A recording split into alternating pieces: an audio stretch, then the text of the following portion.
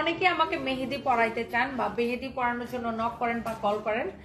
আমি মেহেদি পরি না, আমার লাইফে নেভার এবার মেহেদি আমি পরি না, আমি মেহেদি লাইক করি না। আমার কাছে মনে হয় মানে এটা আমার একটা মানসিক একটা ইয়া।